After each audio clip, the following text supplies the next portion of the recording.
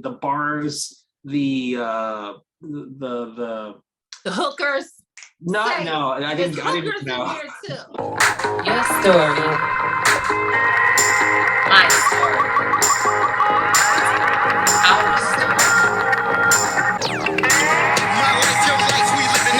This podcast, untold stories being told. Yeah. So how you been, man? How are you? Fine. Very good, very good. How about yourself? I'm good. I'm doing really good. Doesn't this feel somewhat life inevitable? And stuff. What'd you say? Doesn't this feel somewhat inevitable? With us or the computer? Yes, with us. Yes, our conversation.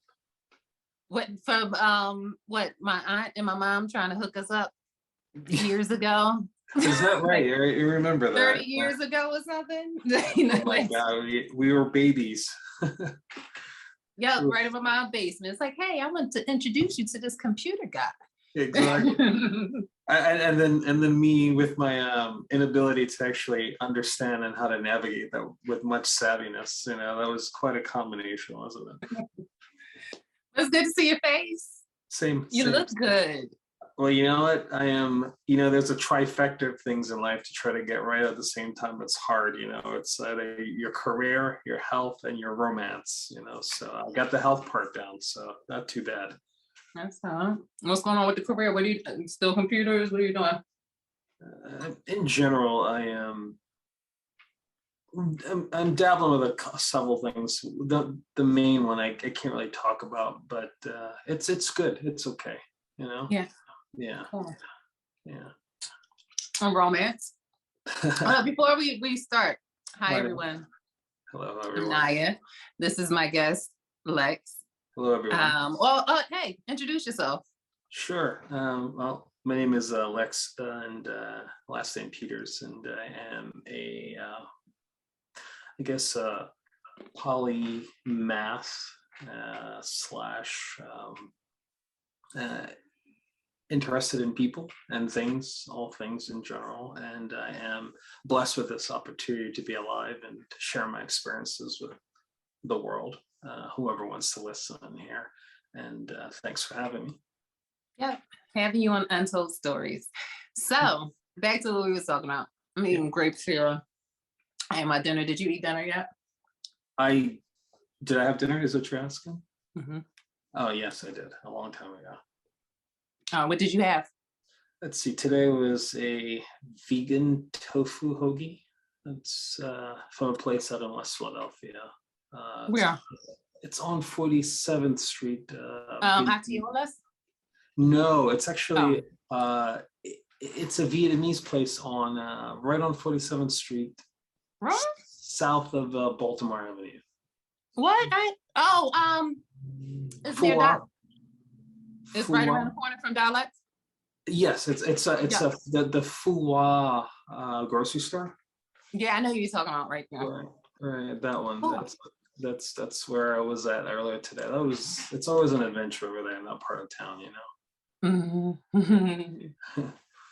Have you been over there recently? It's cold outside. I don't go outside when it's cold. Fair enough. It's safe. It's a wise idea to stay warm. I think we're too far away from the equator anyway. Yeah. Yeah. I'll go outside once it gets warm again. I often say to people whenever it's like, because I've noticed that people flip-flop between their what they abhor and adore based on the temperature, So if it gets too cold, they're like, oh, I can't wait for summer. If it gets too hot, I can't wait for it to get cooler. And I'm like, okay, I'm just happy for it to be 90 or above all the time. It's like 100 degrees, and I'm like, this is excellent. Yeah, it's like, and they're like, oh, I'm just so hot. And I'm like, I'm okay. It's fine. I don't mind it. And they're like, I can't wait. I'm like, I can't wait till it be like this forever. Yeah, me too, permanently. Yeah. Mm-hmm. So no, I'm always saying in the cold, like, why are people going outside and dating? Not dating in this weather. They're like, well, when can I see you? When it gets warm outside? Oh, wow, yeah, you're a seasonal kind of dater. Huh? Where are we going to go? It's cold. Right. I guess someplace indoor and warm. But you have to go out. to get there. That's true. Well, there is this thing called an automobile. It's a great place to carry in an environment with you with Yeah. 4 wheels. I've heard about that. Yeah, but you got to get out to get in there, to get back out. So the thing is, you're warm inside your own place in your home. Then you go out and you shock your body. You're like, okay, this one-time shock. You get into another place, it's a fake warm thing. You just lie to your body over and over. And you're in this warm car and your body's like, oh, I'm safe. And you get right back out into the cold and your body's shocked again. And it's just terrible. You shouldn't do that to yourself if you loved yourself. I guess we're going to have a lot of guests, huh? I guess we're going to have a lot of guests. That works. All right, fair enough.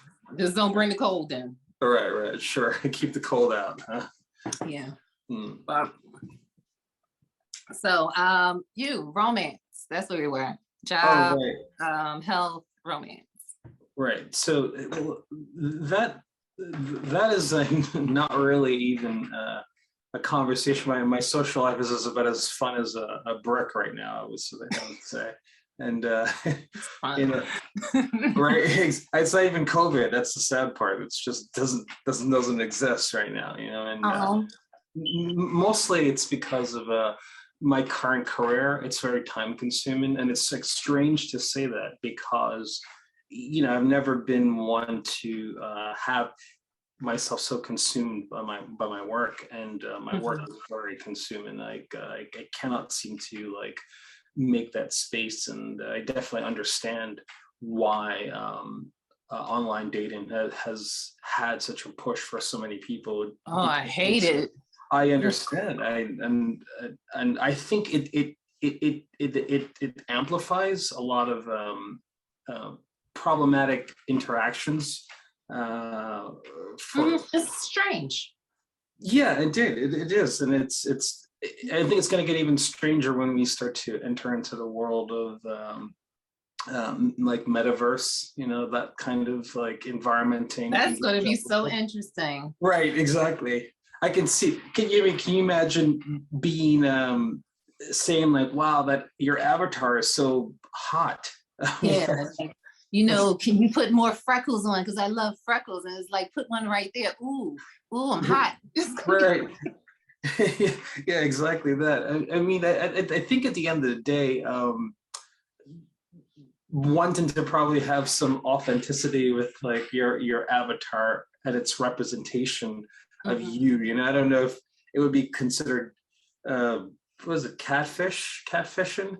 It has to be, because it will be in that way, because people are going to go, what they want to do is shoot. It's going to look really bland too, because people want to choose avatars like how it looks bland out here now. Everybody has the same face, they're coughing ready, they have the same hair, they wear the same clothes, everybody has the same body almost, and it won't be anything that differs or anything unique, because they're going to keep choosing the same type of, even if it's going to be in a category, if I'm a geek, everybody geek looks the same. If I'm this, everybody's this looks the same. It's going to be really bland.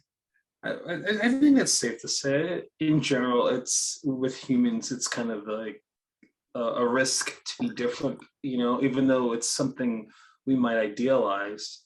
It's something that I think evolutionarily has never been a good thing, to be different or step out of the norm means you get excluded from the group, and that would be a risk to your life, since you need the group to survive, So well, I think it looks like I think when people look at it in different ways, when you look at it on one-sided way, different looks as though that it looks bad.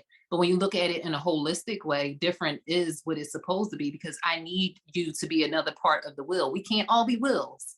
Somebody has to be a chain, and somebody has to be a bolt. And if everybody tries to be a wheel, then we can't go anywhere. So when you're coming from a holistic society, you are different. You are your one person. This is your name. You need to go off in your path to do this. You can't do this other person's path. And if you try to, we won't pull you on back in and remind you of your name, so you can go do what you have to do, because there is a purpose for you in our community, not for you to look like someone else. Right. It's neat where we're going with this, because we have entered into two really fascinating points. I don't know if this is where you're experimenting with, but I recognize the I've dabbled a bit with this like narrow scope of how we process ourselves as beautiful, and how that is a is a continuous like conversation that occurs, and then it becomes like an ideal that for up until maybe like I would say probably the mid 80s, that it was something that was a lot of pressure. I at least like it's important to understand that these types of conversations are very colloquial to a certain type of culture and geographical area. So I just want to narrow that down just for accuracy. I'm speaking from anecdotes and also some work I've studied in the area of academics that just very focuses on this part of the world. So I just wanted to be specific and clear for your audience. But moving on, I want to talk a little bit about, to go back to what I was saying, aesthetics, the idea of like, this is what we want to represent, or how we want to represent ourselves, like, so we've had that sort of like ideal often change based on like generation, advancements in technology, how cultures intermingle, what is trending at this moment. And you can see it has shaped the way that the female and male try to represent themselves, and playing around with that kind of identity, it has been something that I found really interesting, because most times I have chosen to adhere to something a little bit more timeless, not exactly what's happening with the trend itself. And I've also noticed, as I looked a little deeper, how it affects my psychology from a male perspective, trying to be this ideal of what it means to be a male and represent that into the world. So to see how that operates in a virtual world would be really interesting. Like, what does this idea look like as we move forward? I don't really know. Is it the athletic build? Is it the it's going to be I believe it's going to be boxes of, if this type, like, oh, I'm an ENTP, so this is how I look. And if I am a healer, this is how I look. And if I practice jujitsu, this is how I move. And it's going to be the definitions, because we have been forced or taught or educated in the world of definitions that that is very unfamiliar to other cultures. Because one, especially like in the Black community, I can say one word that means 5 different things, and that's how we speak. And we don't, but you learn it by context, you learn by cultural, community, all kinds of things in one word. But when we come into a society that says this word means this, then everybody's like, well, I can't be that and this, so now I got to make another box and be this, because that's what this definition defines. And then everybody that is defined under this will look like this. Everybody defined under this will look like this, instead of just people being and saying, I have all different parts, and it's not a part in this box and not a part in this box, it's just my box. But I believe we have moved from being unique to being uniquely the same. That reminds me of recently I read this quote, and it said, we're all unique, just like everyone else. And I was, oh, that's pretty funny, because the idea that we think we are all, that I'm unique, and well, guess what? So is everybody else. Everyone else is unique just as much as I think that I am unique. And we are, but we don't do it. And that's the sad thing, is everybody's being that one person instead of being their unique self. Because the world would be so much more interesting if you just be you and not influenced by what they say you should be. Right. It's just you be you. And what does that look like? And me being me. And what does this look like? Based off of who I choose to be, not based off of what they say a Black person's supposed to be, a woman's supposed to be, a skinny person's supposed to be, some American's supposed to be, whatever that somebody from North Philly is supposed to be. Just based off of who I am. And the majority of people are like, no, if you're this, then you have to do this, and you have to be like this. And they don't just sit in themselves and enjoy being themselves. Right. This is, man, I don't even know where to start with that one, because as you described what you just shared, immediately what came to mind was my continuous need to provide some sort of confirmation of my blackness ever since I have, because I'm not American, but ever since I've arrived here from the early age, my formative years, I've always had to validate my identity to others that are Black, and I had not really ever felt that kind of impetus before, and then to have it be something that was projected upon me, and then it also, because here's the thing about the Blackness that others wanted me to prove. It was never ever the same standard for group A or B. It would change and fluctuate based upon, am I dealing with people that grew up in the suburbs that were Black? It is a difference though. Right. Exactly. Am I dealing with well-to-do off New York City Black kids, or that are young, or Black adults? They had a different kind of Black feel for them. Same thing with someone in say a lower income part of Philadelphia. Their Blackness and their Black experience was going to be a little different from all the other two that I mentioned. But I had to, within my own idea of presenting myself as Black, had to navigate that with a chameleon kind of approach. Why do you feel that way though? Why? It's interesting that you're saying that, because I see people, and I don't see it from you, but I also may not see some other things from you. But I see with people who usually say they have to prove their Blackness is usually, and what I see is usually that many times they come in with a white perspective, and they looking at they're looking at the Blackness in a way that through white eyes, and they don't recognize they're doing that. So when we, because I do it as well, say that, well, no, I don't say you're not Black enough, because I can't judge anybody's Blackness. But when you recognize those people or see those people, you're like, oh, here they go, because they're looking at you through white eyes. They're looking at oh, this is what I learned about Black people. Hi, Black people. Let's say this is not a real, it's not I wouldn't say genuine, because it is genuine because they are taught that we are this way. So that's why they're looking at us that way. But it's still, you're an outsider. So it's yo, you have to prove who you are, because I can't trust you. Because if we were on a plantation, we can't trust you. And a lot of times you can't trust a lot of people who grew up around white people. They come in a certain way. Oh, you guys do that? We've never done that. Ooh, they eat fried chicken. And you're like, come on, Black girl, stop playing. And then, or they'll set you up in situations. It happens. So it is a defense mechanism for people who have not grown up around white people. It's not a thing of, oh, you speak proper. It's you speak in white, not proper, white. Because how you're interacting with me is how a white person interacts with me. But you're Black. Come on, we're not gonna have it. So that's how I see it when I hear a lot of Black people say, I had to prove my Blackness. It's well, how did you come into that situation? Did you judge when you came in that situation? Would you come into it with the education you heard about Black people in the city, or Black people from the South, or Black people eat this, or Black people who do that?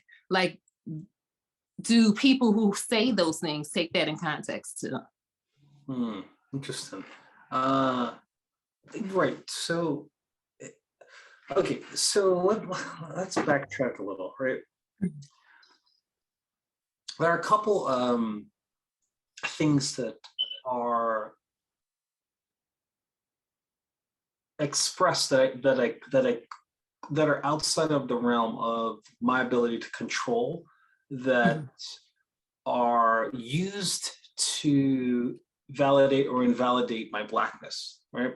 What are those things? Let's start off with an accent. I can't control that. I mean, this is what I have, and I sound like a British person to people, and that means and has a certain sort of emotional marker to some people, I suppose.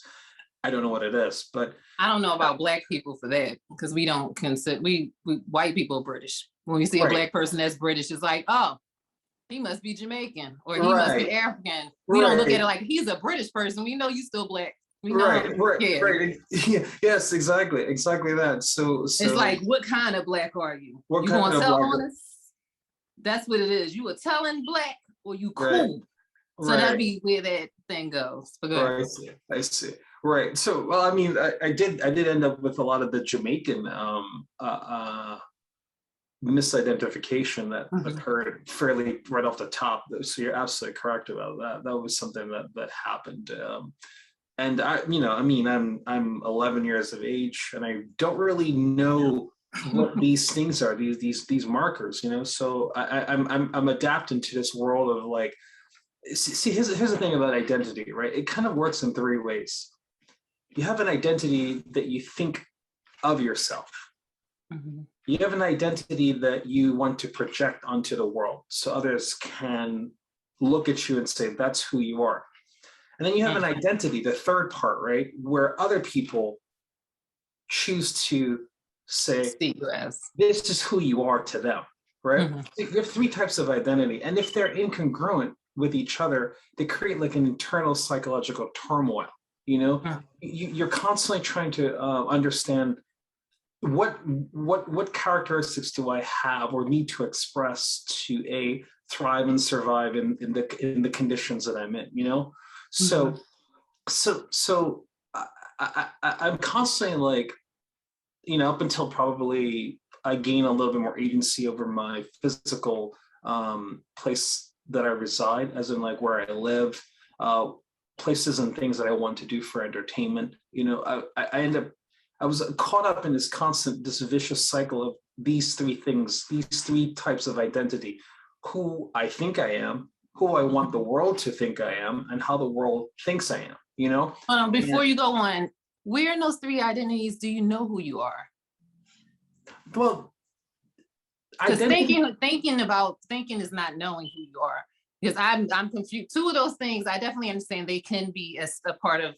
It could be a possibility, but if you know who you are, you don't go through many of those things. So where is it when you know who you are?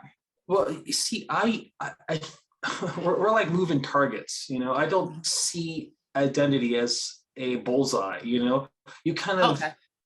you constantly are shifting it based upon your No, I goals mean, and like your core person, like, there are certain things about you. If you know who you are as a person, you know who your lineage is, you know who you come from, you know your background, you know who you are. That's the core thing. That's not something that is like, I think I'm this person. No, I know I'm this person. I know I do this. But yeah, like if you do know those things about yourself, or you know yourself, because you're not supposed to go through life thinking about who you are. You should know yourself. It's Interesting. like, where does that play into your life if I you know guess who you are? I guess I don't have a lot of confidence to answer that with any certainty, because I have changed so much. I've also lived in so many different parts of the world. No, I And mean, understand that, not in the external part. I'm talking about internally. You know who you are. That doesn't change. The person who you know, your integrity, your values. Now, you may have some shifts in things that you change and say, oh, I think I believe these things now, or I know these things now, and this is what I encompass, but I'm not a murderer. Those things don't change about me. I know I'm not that, or I know, and some people may not know those things about themselves. And that those three things may apply to those people, but where's that philosophy that applies to people who know who they are?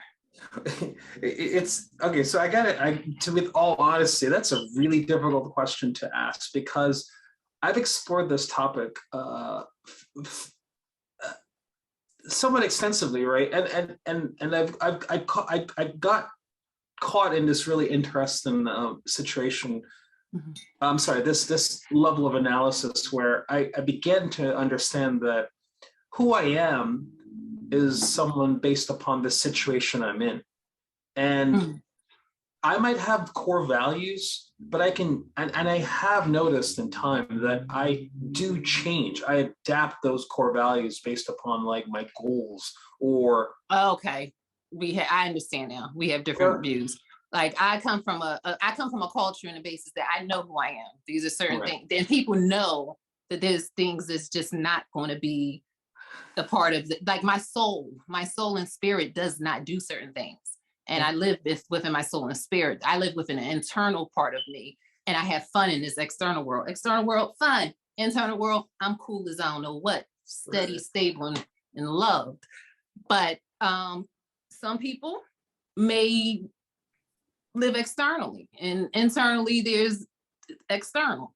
So they're constantly changing. Is nothing the same, nothing foundation or groundation to it. It's like I'm constantly moving and wandering.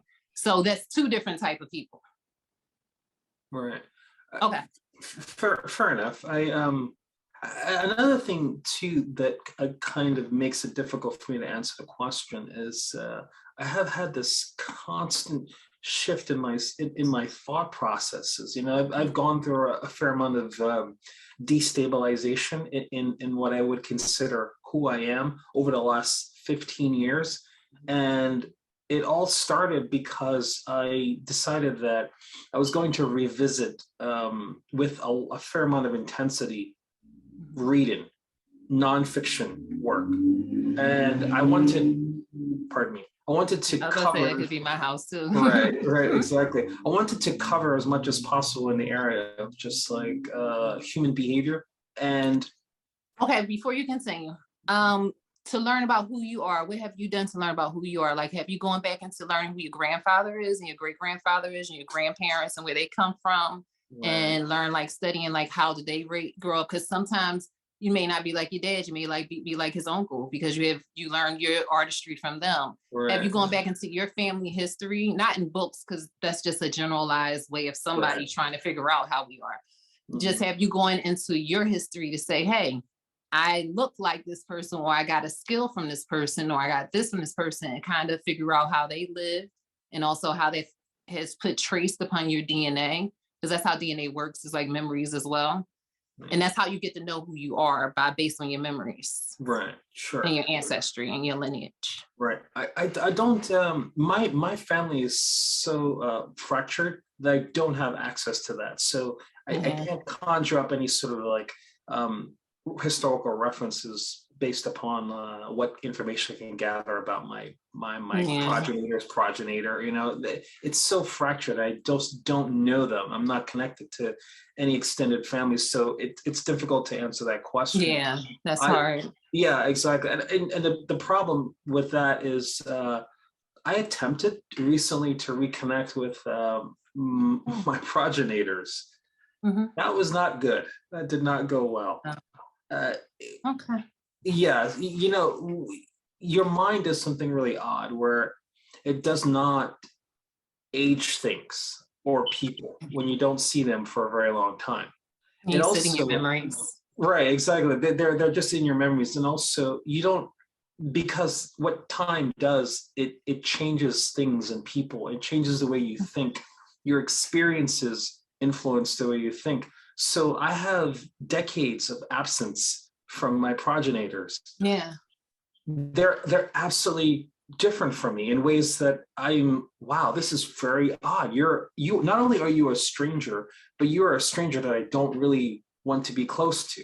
That's really, that's potent, you know, because my reference point for other people and their progenitors is one of, they might have parents. I don't have progenitors. I have parents. I'm sorry, your parents. I wouldn't dare call my parents progenitors. I understand your situation, but my parents are parents. I have a daddy, I have a father, and I had a mother and my mama. I had a grandmama who was my nana, and then I had a grandmother, but we call her grandmother. But I had a nana. Now, we don't call them progenitors up in this piece. That's so disrespectful to my family.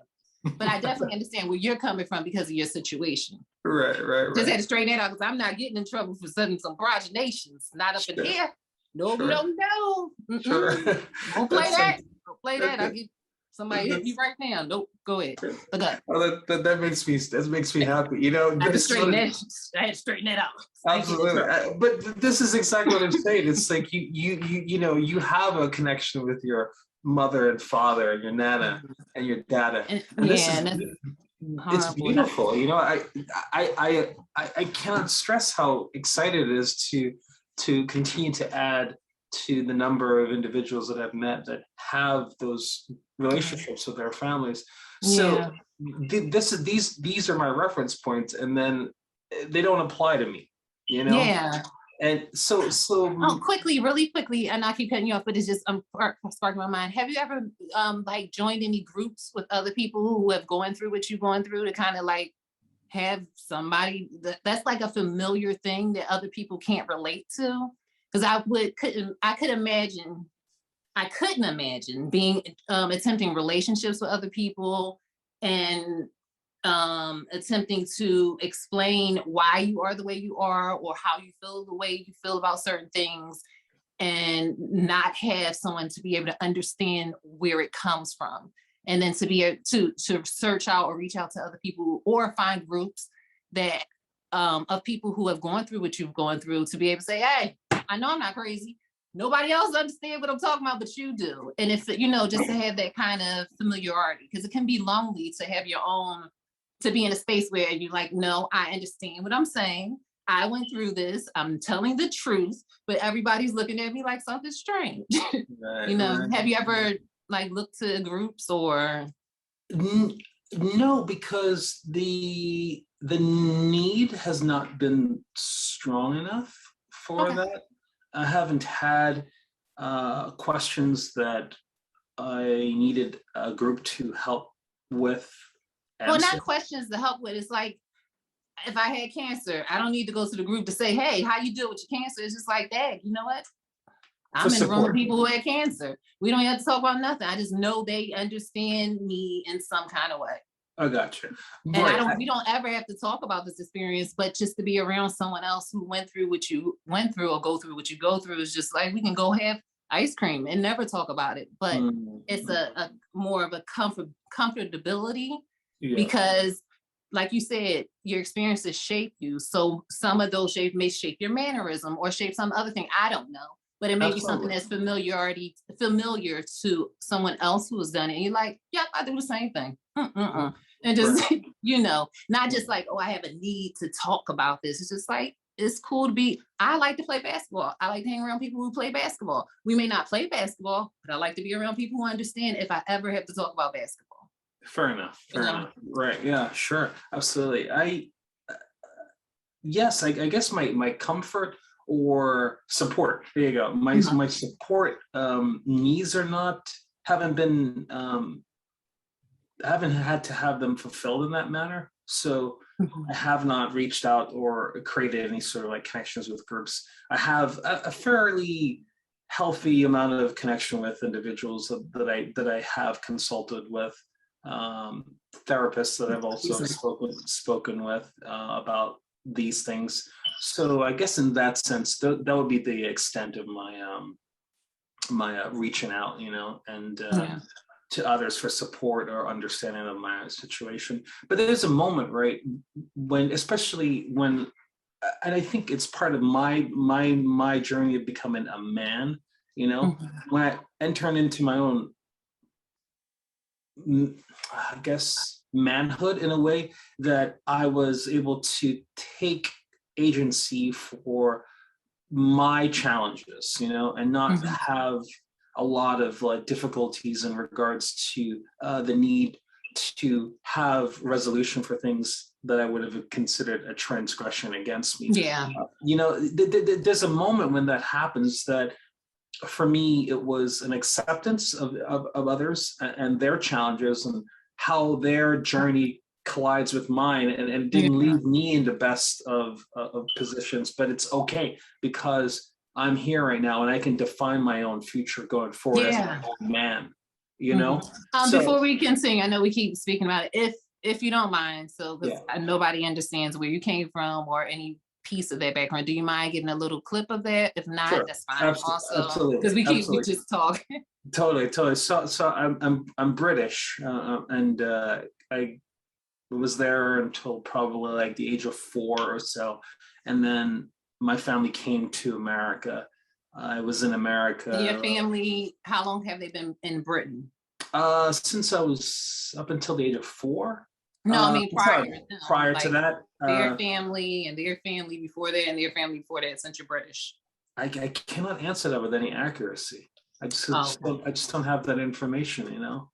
I just know that my experiences early on were there.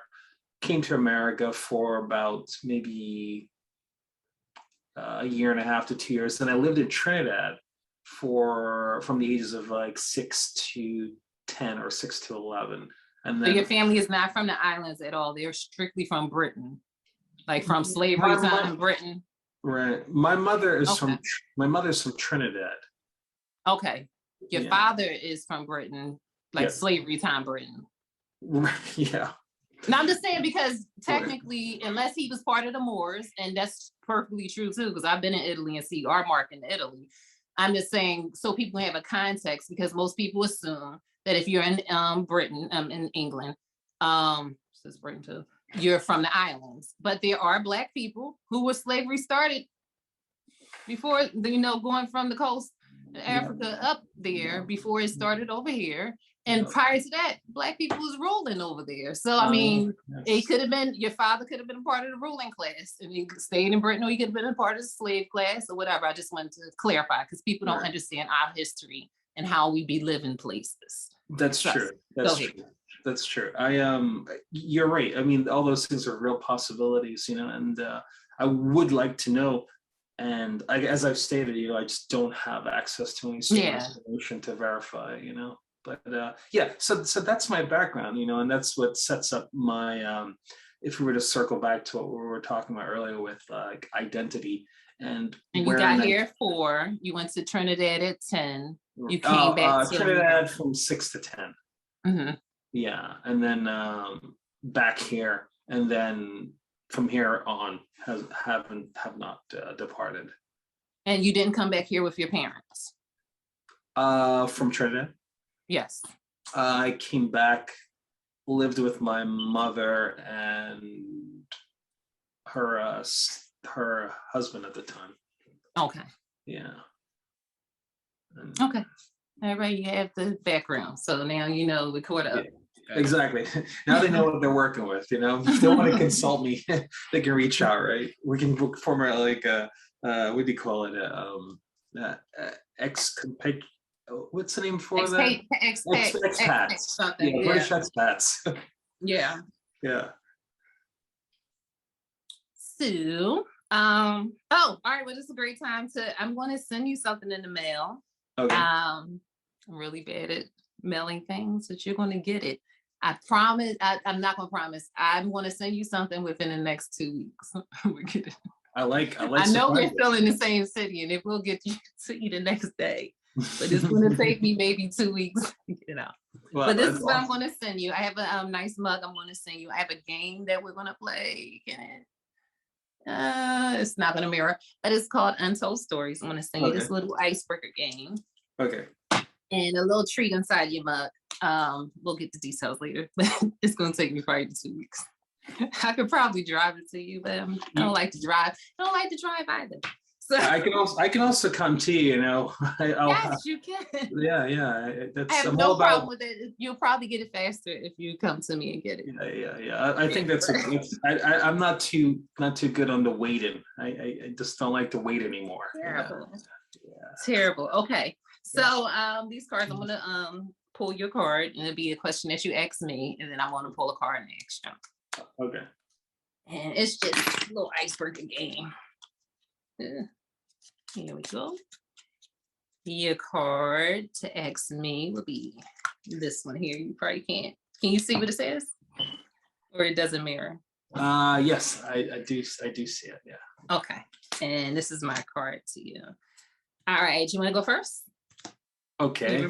What is it? So there are 2 words, right?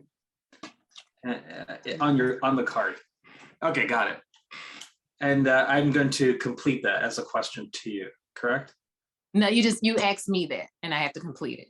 Okay. And then Even whatever I better. ask you will be whatever that's on the card. I like it. People should. Okay. I had this. People should be fully in love with themselves. Because when you're fully in love with yourself and you're full of love, you can't have anything else mixed in there. So all you can do is share love and express love. So yeah. All right. All right.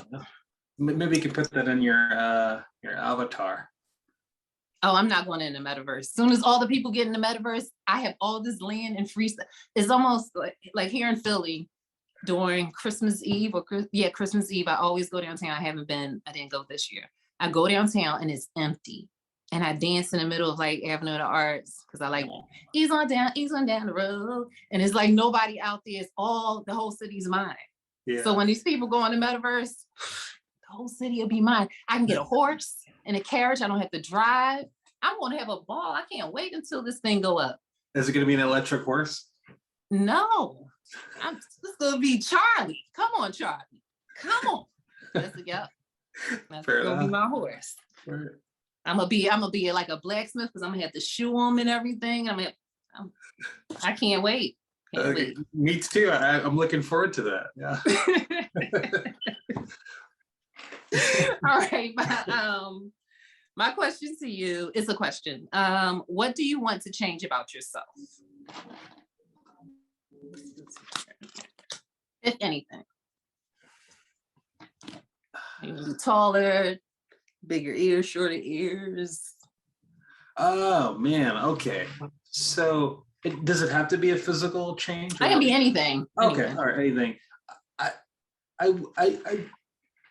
wish I was better at self-advocating at an earlier age. Mm-hmm. Yeah. So I absolutely think that was one of my weakest points in my life, that as I grew into my own man, I figured out how to do that, but it was much too late, much too late. And there were a lot of opportunities and things and situations that I failed at recognizing that I could have advocated for myself. You didn't know at the time, because when we say that to ourselves, we continue to, you're saying that to yourself, and you're hearing that in yourself that you failed. You didn't fail. You didn't know. Now people around you may have failed in being adults, but you didn't have anything to do with it. You were a child. You were learning from your experience and day by day. So you did not fail. Right. That's true. I do like that. Have you ever, do you have any examples of, because when I think about it, right, one of the reasons why that is an answer that comes to mind so easily for me, I have had experiences that I've met individuals that were very good at self-advocacy. I mean, they blew my mind every time. I don't think I was. I am definitely now. But when I think about it, it's funny we're talking about this. I know as I grew up, I was very accommodating. Me too. But in a different, what I've learned it because it was in a way of, I'm fine. And I really was fine, because I can do for myself. I get whatever I want. I'm fine. But I just wanted to see people happy. And it was like, why aren't you happy? This world is so fun. All right, take this, have fun now. I'm fine, play with my toy so we can have fun. And people were like, well, it's my toy now. It's like, all right, well, I have more toys. Right. So I never was in the way, in my mind, that it was taking away from me. That's not healthy at all anyway. Right. But I also do remember when it was no, I'm not. You guys know I am not. To whether it was my mother, my father, anything, it was, nope, not doing it. And not in a way of being defiant. It was just, I'm not comfortable, or I don't trust the leadership at this time, and I say no. So awesome. I do see myself, when I was younger, I was very accommodating, overly accommodating. Yeah. I was a martyr in some ways. Yeah. And but I wasn't a martyr if I didn't want to do it. Right. No. So, it's you are so we share a very, very overlap and similarities in that way. I mean, what you just said could have been exactly what I could have echoed, and I would have felt very much like, wow, yes, that's the same story that I've experienced. So we're very much in parallel with that, with our experiences. But then the question now, I suppose that's most important, right, is when the pendulum swung the other way, has it, do you feel like you are not too extreme in the other way as you autocorrect to get back to a place that's more centered? Oh, I'm definitely extreme. I'm a Libra. Oh, I'm extreme to the fullest. But to that, and when it changed, I guess as I got older, it changed because I realized they just don't want to be happy. I was like, oh, this is just dumb. I don't care how much I give them or how many times we can make it laugh. They just don't want to be happy. Well, I got to leave them where they are because it's not going to, one thing, I'm not going to sacrifice my happiness. It may get close to, but when it gets to the point where my happiness is like, oh, you're crazy. Get away from me. I'm not going to do that. Right. So I see, for me, I'll say within the past 3 years, recently, it has been, you won't even get a chance to get close to getting close to being close to getting to my happiness. Prior to that, it was like, oh, okay, you're almost up. Then it'll be a stop. It's like, oh no, because you're going to be in. You can't even come to my party. You don't have VIP status. So that's really, really, really. I'm so excited to hear that. Yeah, so it's been more of, instead of looking at like, wow, why aren't people happy? Like, it's so fun out here. Like, if I show them how to be happy, they'll be happy. If I be happy around them, they'll be happy. It's just like, gotta go find happy people. Yep. Because I am intruding on their lives. Who am I to tell them that they should be happy? Right. Look at me. Look at me. Who am I? To put all my happiness on their gloom. If they want gloomy days, let them have gloomy days. That's none of my business. And people want to have gloomy days, and people want to be destructive, and people want to be broken. It ain't for me to bring the glue. Yeah. I take the glue to people say, oops, I hurt my elbow and I need it fixed. Not the ones that say I hurt my elbow and it was the fault of somebody else that did it. And I want, no, don't touch it because it's going to hurt. I want to bring the glue to people who want to fix their elbow. Love it. Love it. Love it. Oh my God. So I'll say that only happened within the past 3 to 4 years. Yeah. Yeah. Okay. Excellent. Wow. Yeah. How about you? What's going on with you? What are your thoughts? All right. So my pendulum swung too extreme, and I was not able, and I this is why I knew that it was I was out of sync with others. One, it was too focused on my needs and wants, and I was not able to properly find copacetic engagements with others. That's how I knew that, like, okay, because there's a moment that you have a problem, right, in life, and the one recurring pattern is you. And to me, I was like, something's not right here. So I had to really look at myself, and I realized that my pendulum had swung so far the other way as I was like beginning to like try to understand how to self-advocate for myself, that it made it difficult for me to enmesh myself with others around me, just because of, yeah. With that, just to be clear, to be sure, is it really you, or is it the people that you were choosing to be around that you had to compromise or change? Because it could be like, yeah, you said it went too far where it's like, I'm no, everything's no, and it's like it could have been a little softer.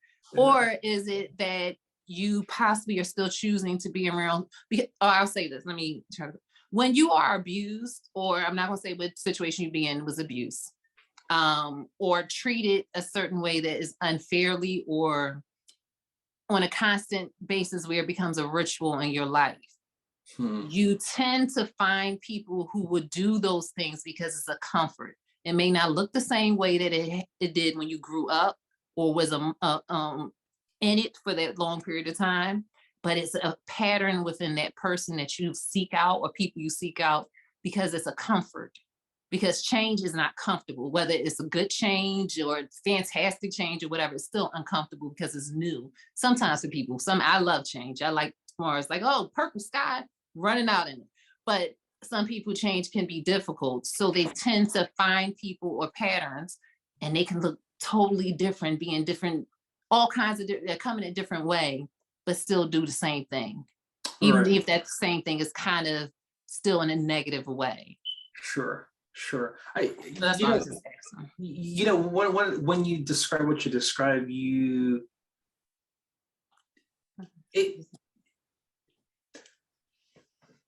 it's a really complicated problem because of this, right? You are an organism that's self-aware. You have things that you stimuli that you respond to. Your response to that stimuli is somewhat nurtured, and sometimes it's nature, right? And the two are very difficult. They're blurry, the lines of influence. You can't really for sure tell when one begins or ends, right? So as an organism, myself, as I navigate— I'm listening to you. I got to fix something. I'm listening to you. No problem.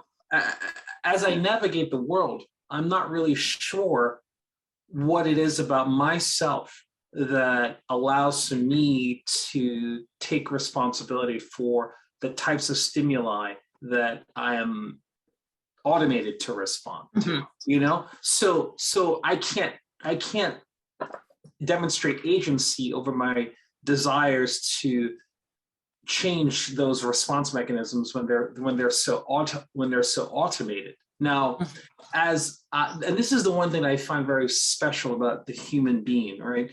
Is what's between your ears, it's programmable.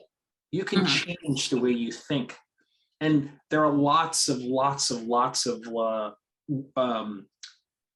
work done by others to help people think better, or to think in a way that's more constructive for the greater good, So as I began to experiment and with change in my responses to the world using the work done by others, right? I started to learn about myself. I started to learn about my choices. I was able to now begin to step outside of those automated responses and begin to, as you've described, right, start to create different relationships with people that were healthier and better for myself. But that wasn't something I had access to using my old model of thinking, So I had to reprogram myself to think better, so I don't make those same choices and surround myself in my world with people that were problematic for me, right? Now, the other thing too about the individuals that are detrimental to us, right? There are a couple of things at play that kept me enmeshed in some of these situations. One was my social economic status. These are the individuals that I have access to. Do they have the same psychopathologies as I do? Do they have the same sort of like challenges as I do? Are we both the jigsaw puzzle for each other's trauma? It's very possible, right? And so we have a socioeconomic sort of like container that I am participating in, that I need, if I want to find a different outcome, I need to escape that socioeconomic container. Explain that to me, what you mean by socioeconomic. What does that look like to you? Sure. So if I am, so here's an example. If I am working in, this is what happened, right? One of the different containers that I've lived in. So I work in Manhattan, and most of my colleagues are individuals that it's like they're proud to be working 60-hour weeks. Okay, that kind of money making. Yes. Suits and I'm going to cocktails guy. Exactly. I know that guy. Exactly. Get into it. Get in hard. Right. Get into the exactly. All the cash and all the money. That's right. That you're not doing was Fortune 500. Yeah. That was my reality at one point, you know? And, right, exactly. So, but the thing is, that reality comes with like a whole lot of like problems, you know? And I was not aware of them because it just felt like this is what normal, this is what should be done. This is what's normal, you know? With that, because I talk to people, I have a friend, we go back and forth on this. Okay, in that situation, I would say it's not the socioeconomic situation it was in, it was the people that made it bad. Because if you found people who were just, you were in it, you're not a bad person. So it's not that. Like if you were finding other people who were within that world that were similar to you, then that world wouldn't look as bad. You know, it wasn't the world, it was the people that you were hanging around or in the midst of inside that world that made it kind of icky. Right. So you didn't necessarily need to move out of that world. You needed to find more people within that world that were like you. Right. Because you're not an icky person. He's not an icky person. Really. Right. Right. And I think that's so. Okay. So I was actually gonna layer it up some more. Right. Mm-hmm. So we have this the kind of individuals and the kind of places, you know, the bars, the hookers. No, I didn't know. I didn't get that far. Escorts, not hookers. They're escorts, ladies of the night. Right, exactly. Escorts. I was not doing much of the escorting or being escorted. You probably didn't even know if they were trying to escort you. It was like, huh? What? I would say I had my fair share of people who trying to escort me that was of similar gender. I can tell you that for sure. You know, and you probably just like, you were trying to hit on me? You didn't even know, did you? I did not know, exactly. It's plethora. It's a plethora of stories. But yeah, I was younger and things just flying over my head, you know. And you had your locks then? Did you have your locks? Yes. Yeah. No, did I? No, it was after that. I did cut that. Oh, okay. It was after that. Yeah. But you know, like I said, it was like those people, they had a lifestyle, and part of it, I kind of fell into it because what else am I going to do? Like, it was like, you know, I was working like 60 hours a week, and I was like, well, I don't know where to find the healthier version of people that are working 60 hours a week. It's easier, they probably weren't. To actually put more time in to find people. You didn't have the time to find anything. It's like we were all going out to eat. And we can talk about similar things because nobody else can relate to. So the actual put time in that you don't have to meet other people. Exactly. It's just you were in like a day-to-day. I do this. It's part of my routine. Exactly. So that's the other layer of it, right? The time constraint, the privilege, right? I didn't have any outside of the fact that, you know, the salary was great. The experiences were all over the place. They're really interesting, right? I didn't have extra time to pursue alternative relationships or find people. And that's the other part, right? Because at the end of the day, the people that were out doing and being in the world, right, were just these types of individuals. You know, the healthier people were probably at home reading a book or watching some like nature program, you know, or with other healthy people doing healthy things. They're not like, you know, at some expensive bar drinking $30 martinis, you know. Thinking you're really doing something with your life. Yeah, exactly. You know, so you have like a lot of layers that kind of just narrow down like who you're around and the way that they affect you in a way that's not so good for you, you know. So and that's that extreme, right? And the other extreme to me is like being a teenager growing up in Philadelphia in a poor Black neighborhood, going to a school that's mostly Black, you know. And where did you go? What school did you go to? For high school, I went to engineering and science. George Washington. You went to ENS. Yes. I went to Bodine. That's right. I remember. That's right. It was better than yours. Yes, I know. It's true. It's true. But you know what I mean? Like when you're in high school, I didn't have a lot of economic freedom to go to different places. You know, like you went to school, you went back to your neighborhood. Yeah. And you might go to like South Street or wherever, some other place. But if like, you didn't have, like your parents didn't put you in any other things, you were in your neighborhood. And No. our neighborhoods are 4-block radius. People don't realize that you can live every 4 blocks. You have a neighborhood school. You have a corner store. Like you have everything within every 4 blocks. Not everything Absolutely. technically that we should have, but you got a check cashing place. You got a beer place. You got the weed man is somewhere on one of those 4 blocks. You have a poppy store. Every unhealthy thing you have a laundromat. Anything that you can get money out of our pockets, you have it in a 4-block radius. Absolutely. And especially you as a Black man or a man in the neighborhood, you stayed within those 4 blocks because you couldn't go out there because you want to fight somebody. Absolutely. Absolutely. So it's very correct. small.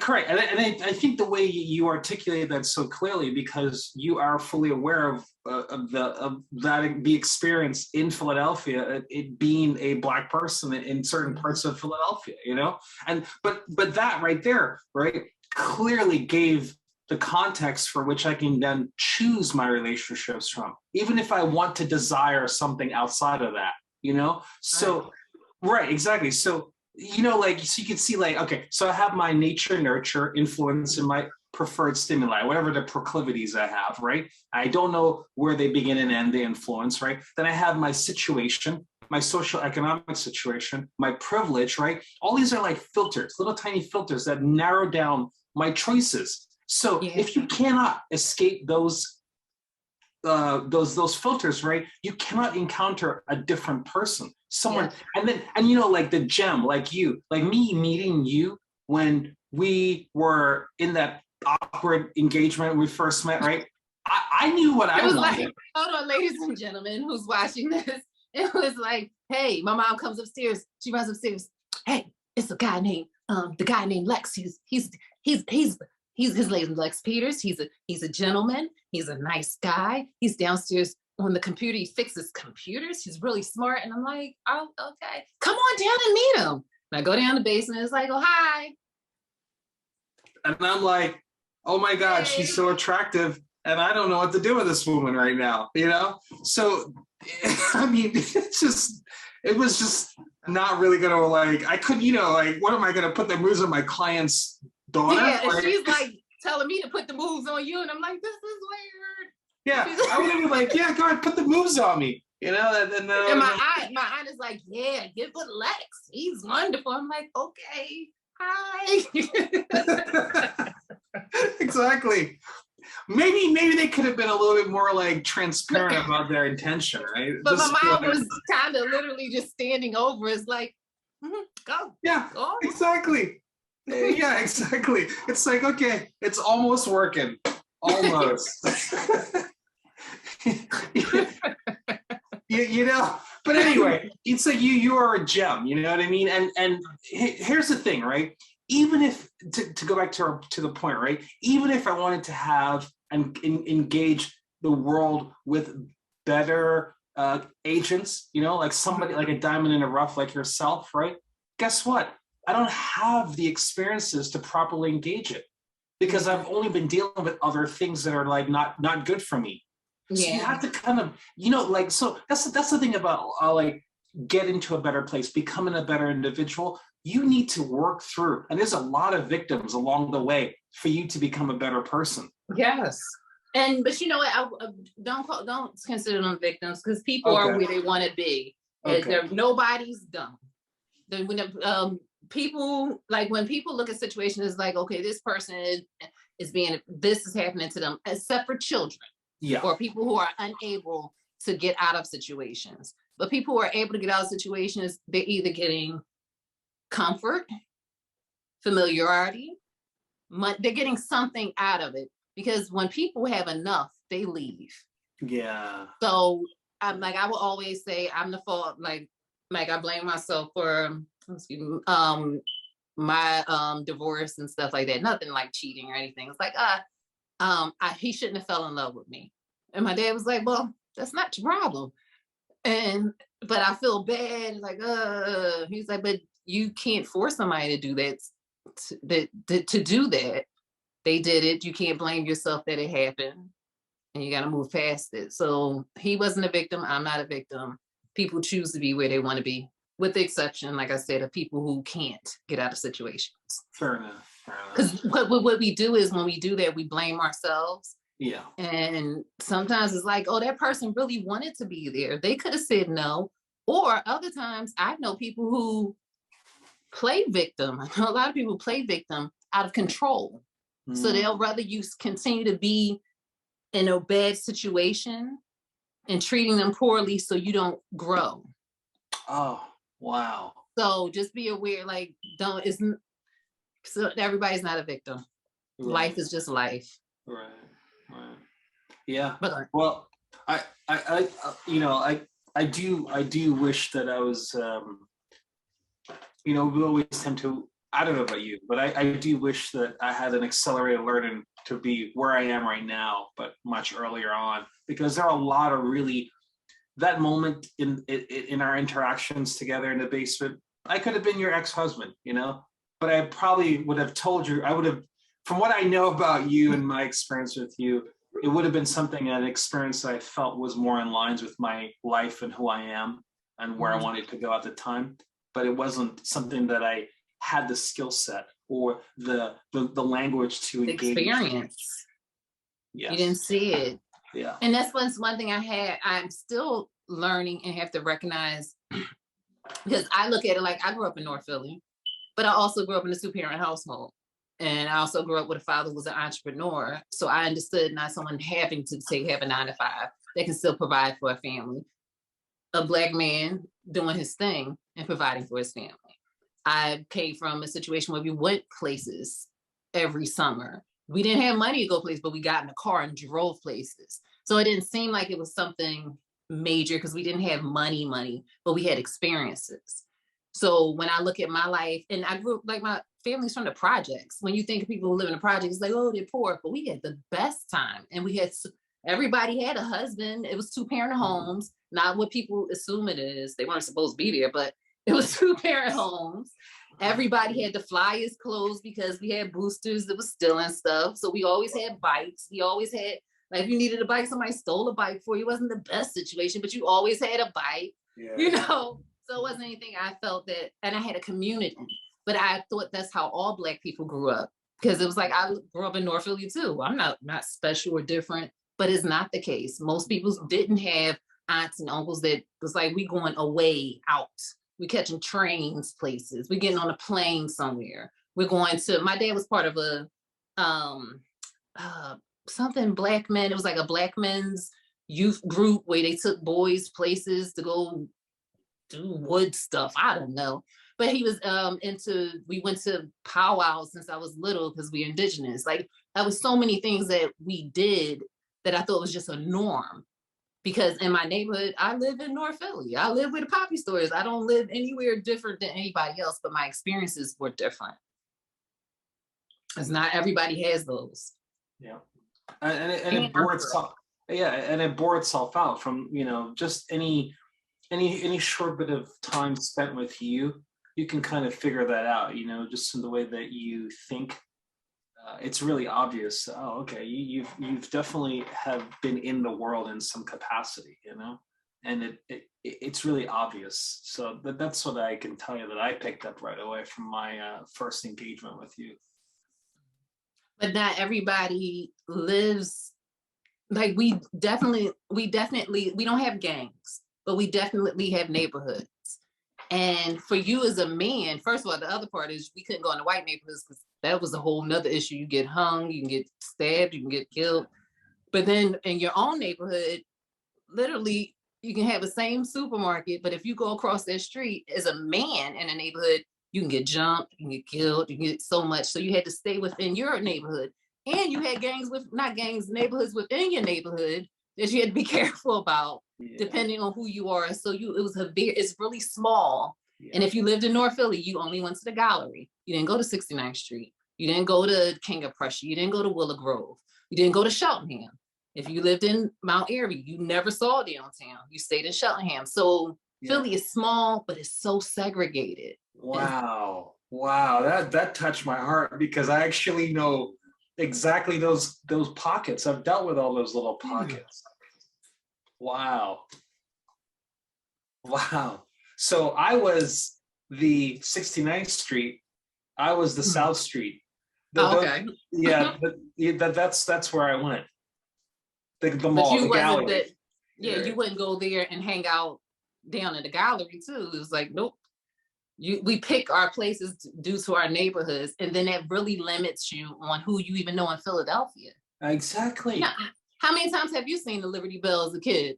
Did you know it was in Philadelphia? I did, and I only know that because I went on a school trip. But did you put the concept of this is my city? I know that it's in Philadelphia, but this is a place that I can go and see because you never went past that part. That's correct. Yes. And it's like, how don't you do that? And you live 10 minutes away from it, an L stop away from it. But for most of us, I've been to the Liberty Bell as a kid, I believe, but I didn't realize it was right there. And so I became a tour guide. And I was like, all this stuff right there. You know, I was like, ooh, the Liberty Bell, and then the Independence Hall. I was like, I walked past here so many times going to Penn's Landing. Yes. Oh, Penn's Landing. Penn's Landing. Oh, yeah. Wow. Good memories. Wow, this is amazing. Wow. Penn's Landing. Yeah. Remember, you used to be able to walk from City Hall all the way down to Penn's Landing underground. I didn't know that. You could go from 13th Street all the way down to 5th Street, and you pop up. That's where you can go all the way down to 5th Street, and then you can go back down and come off at 2nd. You used to be able to do that. What? Because that was the best way to be able to walk when it was cold. Wait, wait, hold on. Okay, let me try to guess this path. So you enter by the gallery. You enter on 13th Street, right across from Market. Right. Am I now 13th and Market, correct? Yeah, and that's where Wanamaker's is. Right, where the Wanamaker's is, exactly. City Hall, right there. And then you can follow, I think that path. It's the L, right? I mean, the trolley. The trolley, right. The trolley. I remember there was this, oh my God, I'm thinking about this. Because I remember you can end up pretty far down on Locust, like by like the Pac-Tel one. Yeah, right? You could do that too on the other side if you went the other way, because that was like kind of the hub of, you can go straight down to the sub, the L, and the trolley was coming into the same thing. Then you can go on the side to go down to Locust Street. Yeah. Oh my God, but I didn't know you could walk underground all the way to 5th. We used to walk all the way down there because it's like, it's cold outside. Yeah. Right. That's exactly why I walked to Locust Street underground, because it was cold outside. But you can't do that anymore? I don't think you can. I think you have to come up at 11th and then go back down or something. Or you have to come up some way and then go back down. You can't go straight through. Man, I would like to do a walk-in tour of Philadelphia with you. That'd be great. I used to be a tour guide. I would love that, because I have a feeling that there's so many things I've missed that that I would just be amazed at. Philly's really interesting. Yeah. Yeah. Wow. Wow.